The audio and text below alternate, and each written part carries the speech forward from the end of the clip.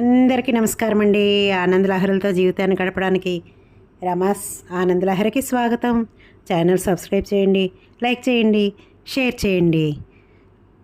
ఆదివరాహమూర్తి గురించి విన్నాం కదండి.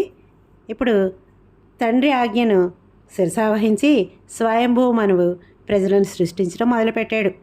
ప్రియవ్రతుడు, ఉత్తానపాదుడు ఇతని పుత్రులు. ఆకూతి, దేవహూతిక, ప్రసూతి పుత్రికలు. ఆకూతిని రుచి మహర్షికి, దేవహూతికను కర్దముడికి, ప్రసూతికను దక్షుడికి ఇచ్చి వివాహాలు చేయించాడు. ఆకూతిక రుచికులకు యజ్ఞుడు, దేవహూతిక కర్దములకు కపిలుడు పుట్టారు. కపిలుడు సంఖ్యాచారుడై లోకవిఖ్యాతిని గాంచాడు. వీరిలో యజ్ఞుడు స్వయంభూ మన్వంతరంలో రాక్షసుల బారి నుండి మనువును కాపాడి లోక విస్తృతి వహించాడు.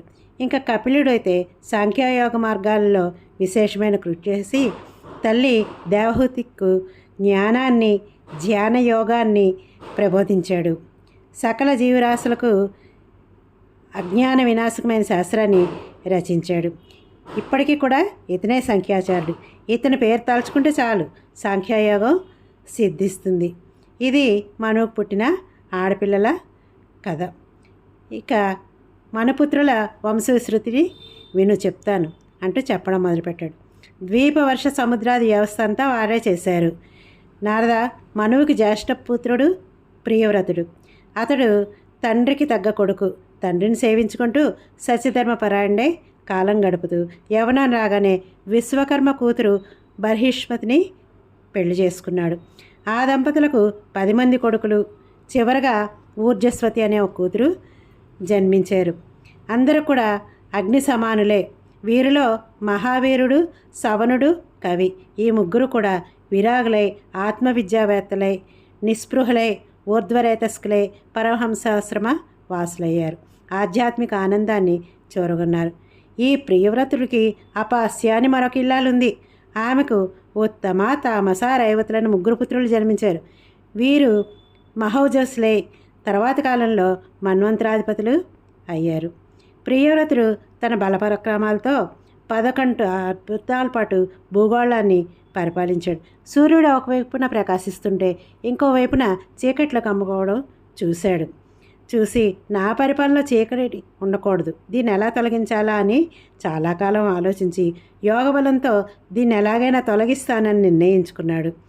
ఆదిత్య సమతేజస్కమైన రథం అధిరోహించి భూగోళానికి 2వ వైపున వెలుగులు నింపుతూ పర్యటించాడు. అతడి రథనేమి 7 చోట్ల భూగోళాన్ని చీల్చివేసింది. అవే 7 సముద్రాలయ్యాయి. భూభాగము 7 ద్వీపాలుగా విభజించబడింది. 7 సింధువులు ఆ భూభాగాలకు పరికలయ్యాయి. అప్పటి నుంచి సప్తద్వీప వసుంధర అనే మాట స్థిరపడింది.